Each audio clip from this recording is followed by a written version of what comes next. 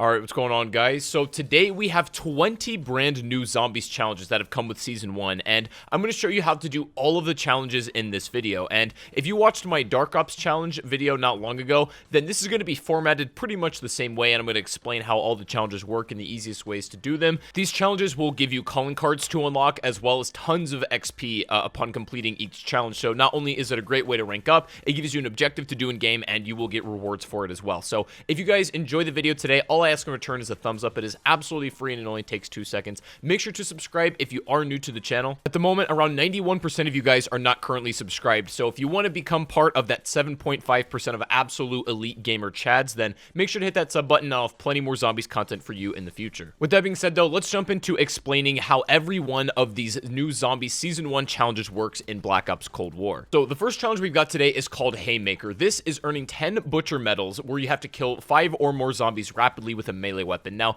there's actually a variety of ways you can do this. You can do this on earlier rounds by letting a lot of the zombies in, hoarding them up, and then just killing them with your knife all at the same time. You can do this on higher rounds as well by using stun grenades. As far as challenges go, this one is pretty straightforward. You just need to get 5 or more melee kills around 10 times, so you can do this in one game. If you do it efficiently, and if you keep your starting weapon as your knife, get them done on early rounds, you should be done with this by like maybe round 20. Next up, we've got a challenge that's potentially a little more tricky. This one is called Dead Air, and you need to kill 30 enemies that are slowed by Plaguehound's toxic gas. Now, there is a very easy method on how to do this. If you guys are familiar with the Ring of Fire strategy, where you camp on top of Nocturne Toten, if done right, all of the zombies will come down the same path, including the Plaguehounds, and this allows you to absolutely sweep up zombie kills that are slowed down by the Plaguehound toxic gas. So if you're trying to do this individually, it might be a little more difficult, but if you do it in this method, you should get done with this challenge of Dead Air in no time. Moving on, we've got a challenge called The Other Side, and you need to get 500 eliminations in the Dark Ether to get this challenge done.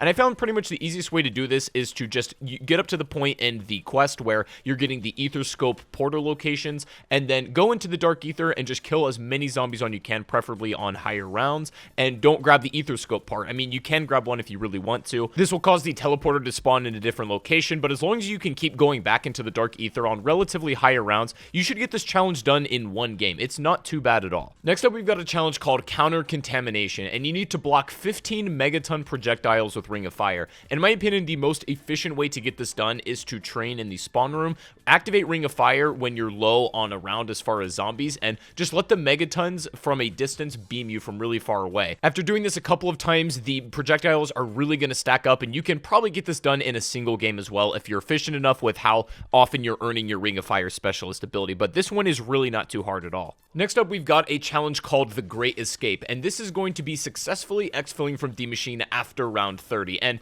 exfilling on this round is really not too hard so long as you have the right guns. I am going to strongly recommend at least a ray gun or a shotgun, and probably like a kill streak such as a chopper gunner or a cruise missile or even a war machine. The biggest contender here is going to be the Megaton, and if you can kill him quickly enough. So as long as you have tools to deal with the bosses past round 30, then this challenge is going to be no problem at all. Typically, as long as you're running the right equipment and have the proper setup, exfilling on any round, even like 100 plus, is really no problem if you know what to do. You do also need to be rank 40 to do this, and you're going to get 5,000 XP and this calling card shown above for completing this challenge. Next up, there's a challenge called Bottoms Up, and you need to drink 6 perks in 6 seconds. Now, upon reading that, you're probably like, okay, how on earth am I supposed to do that? This one is really not too bad at all. Like, it's maybe one of the easiest challenges ever. You need to go to the Wonder Fizz machine. While you have 0 perks, you need to have enough points for all of them, so I recommend playing the whole game as much as you can without perks, or going down to reset your perks after you've got enough money. But go up to the Wonder Fizz and literally buy everything as quickly as possible, and that should grant you the challenge. Because buying from the Wonder Fizz does not give each individual perk drinking animation, you can do this like in virtually no time flat. So it's going to be my personal recommendation to play as long as you can in D Machine without buying any perks at all and just stacking as many points as possible. The Wonder Fizz machine will spawn in around, I believe, round 19 or 20. So as long as you can survive until the Wonder Fizz machine spawns in without buying any perks, then you'll be able to get this done challenge like basically instantly. And it's also important to know that you need to be at least rank 50 to do this one, and you're going to get 2500 XP and a calling card for this challenge as well. Next up, we've got a challenge called Help from Beyond. You need to be at least rank 60 for this one, and you need to earn 5 Spectral Salvation medals, which is essentially just reviving a teammate while cloaked in the Ether Shroud ability. So as soon as you're using that, you just need to pick up a teammate 5 times, which is actually really simple to do. Ether Shroud recharges relatively fast in this game, and so as long as you have a teammate that will be willing to go down 5 times, or if you're playing with randoms that happen to die a lot, you should get this challenge done in, like, seriously, 1 game. Moving on, though, we've got a challenge called Seeing Double, and this one's pretty interesting. You need to split the Megaton while it's dazed from a stun grenade. So it's going to be my recommendation that as soon as the Megaton spawns, get him down to just a sliver of HP, then throw that stun grenade, and then finish it off. This does not count on the already split Megaton bombers and blasters. You need to do this before it splits, but this one you only have to do it 1 time, so it should be just really a one and done deal. You can buy stun grenades from the tables, and you should be able to get this done super easily. It is important to know, however, you need to be at least rank 70 to do this one, and you're going to get 2500 XP and a calling card as well for completing this particular challenge. Moving on, next is a challenge called Old Faithful, and this one might be a little bit daunting to some players, but I'm going to give you a very easy strategy to do this. But you essentially need to upgrade your starting loadout weapon to legendary quality at the arsenal. So obviously you can upgrade the rarity of any weapon in the game using your scrap and salvage, and you can take this all the way to legendary, but it's going to take a lot, and I mean a lot of scrap to do so. My recommendation is going to be to only upgrade your armor to tier 2 and buy war machines for high rounds. Reason being is you don't have to spend the extra 250 getting that 3rd tier of armor, and you can put all of that scrap towards upgrading the rarity, and using the war machines is going to grant you a lot of salvage in that process, and you're going to have no problem getting there. You should probably get this one done by around 25, I would say. Efficiency is certainly key here, and I am going to recommend, like, at the crux of the strategy, to not buy that 3rd slot of armor if you're going for this, because it costs 250, which is a fair amount, and so that's just, like, you're going to need a lot to go all the way to legendary, so conserve it as much as you can. But this one isn't too bad if you know what's going on, and you get 8500 XP for this one as well as a calling card. Moving on, next we've got a challenge called Scientific Advantage, and this is going to be getting 500 kills using the die weapon, and this one is extremely easy to do. You can do this at the beginning of the game, obtaining the wonder weapon by the little Easter egg that you can do inside of Nocturne Totem, and simply getting 500 kills with the shockwave should grant you this challenge. Now, I believe you can use some of the other upgrades if you so wish to. You can use pretty much any of the other ones in the quest, I believe, but I am going to recommend, if going for this certain challenge, to use the shockwave, as it's just simply the best, and it's going to be the most efficient in getting this one done. You can use the toxic gas upgrade, but that one does drop off a little bit in damage as rounds go on. You might not be able to get to 500, so you can do this however you like, but I am going to strongly recommend the shockwave upgrade for this challenge. Moving on, we've got another challenge called Suction Please, and you need to get 5 easy target medals, basically killing a megaton while it's caught by the DIE. Now, here's the kicker for this challenge. You need to be rank 100 to even do this, so if you're not typically at this rank yet, I don't believe this challenge is going to work for you at all. You will get 8500 XP and a calling card for this one as well, so there's quite a lot to be done there. Obtaining the easy target medals really isn't too difficult, and you need to do this 5 times, and once you've got those done, then this challenge should be yours, assuming you are at least rank 100. Next up, we've got a challenge called Toxic Bomb, and you need to kill 3 megatons using C4. Now, it's going to be my recommendation that you do this using Ring of Fire. You can get the megatons down to pretty low health, pop a Ring of Fire, and while standing in it, throw the C4 in between them, blow it up, and that should give you the kill. Again, this needs to be when the megatons are already split, so you can do this without Ring of Fire if you want, but I'm not really going to recommend it. You need to be very careful about where the megatons are as far as HP, and make sure that that C4 is enough to kill them. You can stack C4 and have hold up to 3 from the crafting tables, and then, you know, just kind of chuck all of them at the megatons if it's not working, but you should be able to get this one done no problem as well. Next up, we've got a challenge called Prime Positioning. You need to earn 5 crackdown medals with using the sentry gun. So there's actually a really simple solution to this. You can buy multiple sentry guns if you guys weren't aware.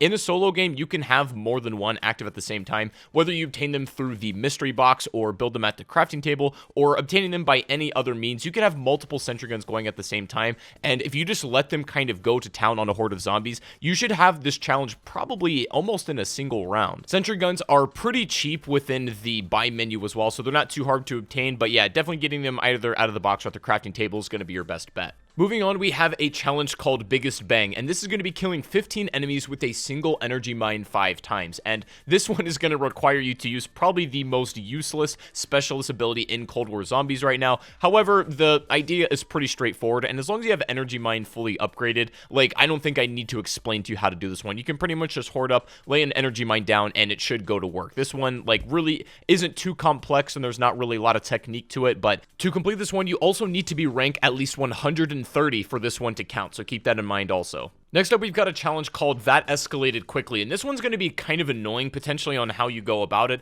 You need to get 500 eliminations shortly after mantling, so this one can get pretty frustrating, I think, but if you just kind of train around to the Pack-a-Punch room and jump over the railings and then start killing zombies, or you can mantle the incline ramp if you're doing the Nocturne Totem Ring of Fire strategy and then getting, you know, zombie kills shortly after. These don't need to be any kind of zombie kills or any special ways going about it. You just need to get 500 kills after mantling, and so you're going to be pressing your jump button quite a lot. Keep in mind as well, you do need to be at least rank 140 to do this challenge. Now, the next one we have is called Night Vision, and you need to get 500 kills using the flashlight, or with the flashlight on. So when you spawn in the machine, and as soon as you go into Nocturne Totem, before the power is on, your character will initiate a flashlight, and you can do this like while you're in the Nocturne Totem room itself, or going into the power station before you turn on the power. It looks like you need to just get 500 kills without turning on the power. That's kind of what it sounds like to me, and in those areas.